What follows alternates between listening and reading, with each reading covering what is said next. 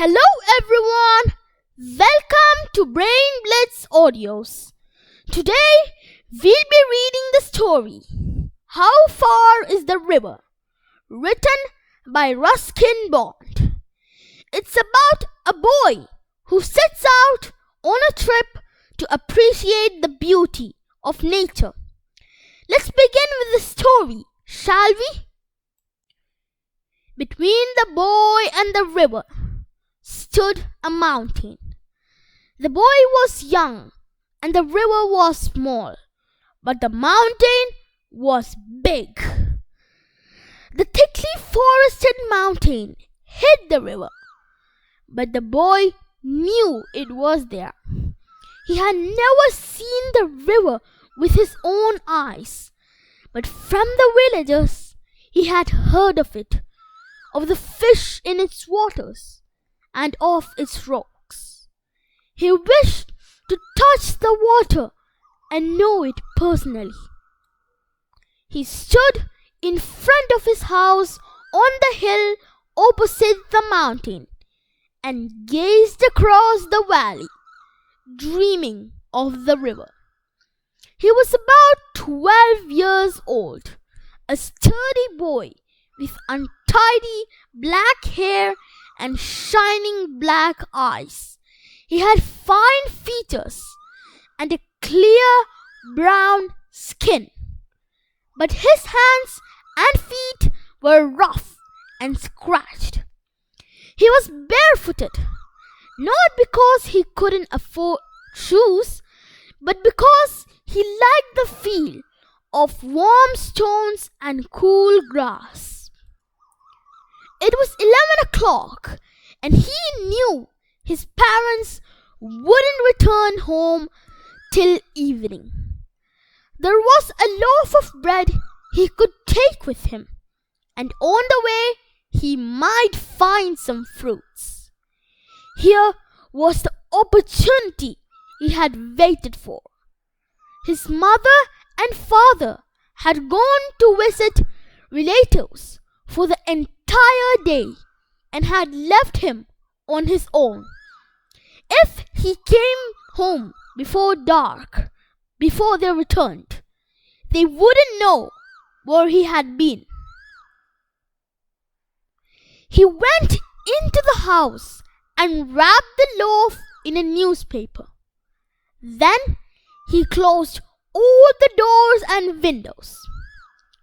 The path to the river dropped steeply into the valley, then rose and went round the big mountain. It was frequently used by the villagers, the woodcutters, milkmen, and mule drivers, but there were no villages beyond the mountain or near the river. The boy passed a woodcutter and asked him how far it was to the river. The woodcutter was a short but powerful man with a creased and weathered face and muscles that stood out in hard, ugly lumps. 7 miles, he said, which was fairly accurate. Why do you want to know? I'm going to the river, said the boy. Alone? Of course, but it's too far. It will take you 3 hours to reach there, and then you have to come back. It will be getting dark.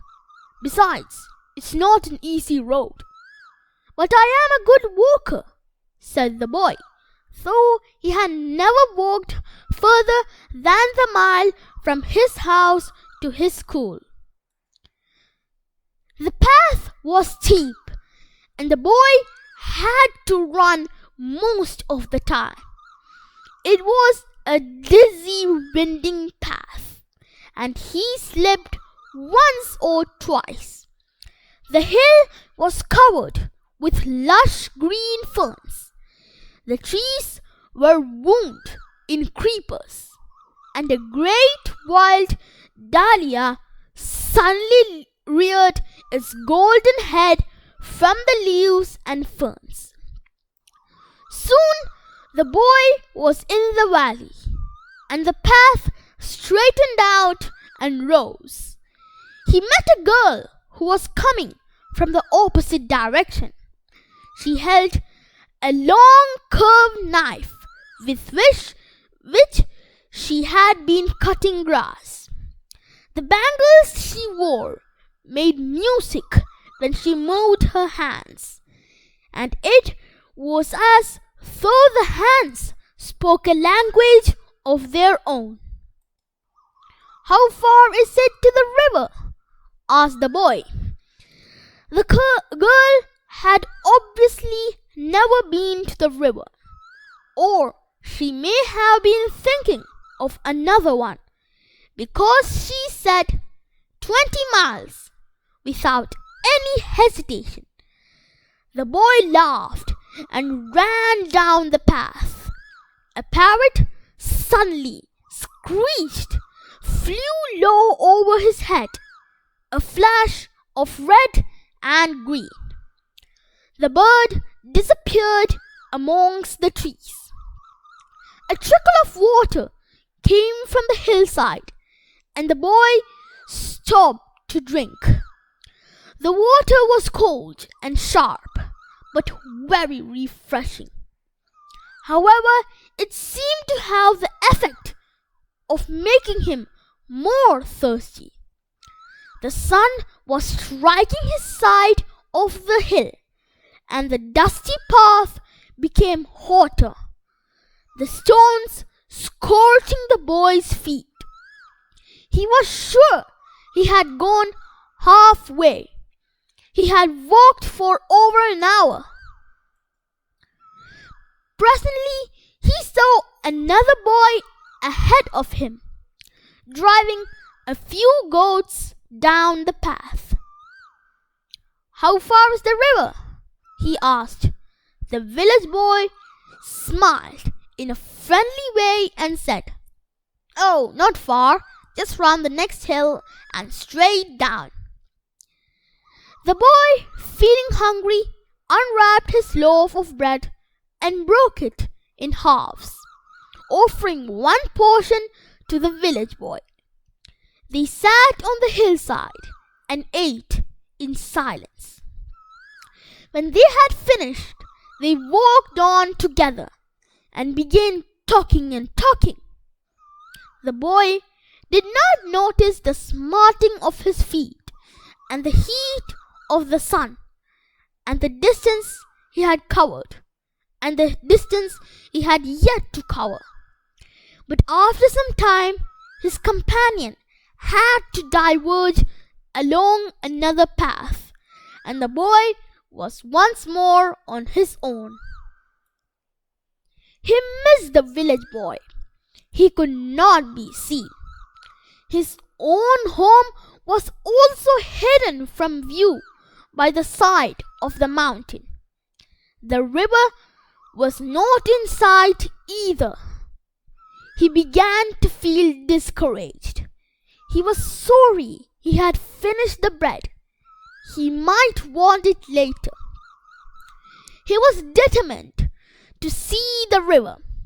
He walked on along the hot, dusty, stony path, past mud huts and terraced fields, until there were no more fields or huts, only forest and sun and loneliness.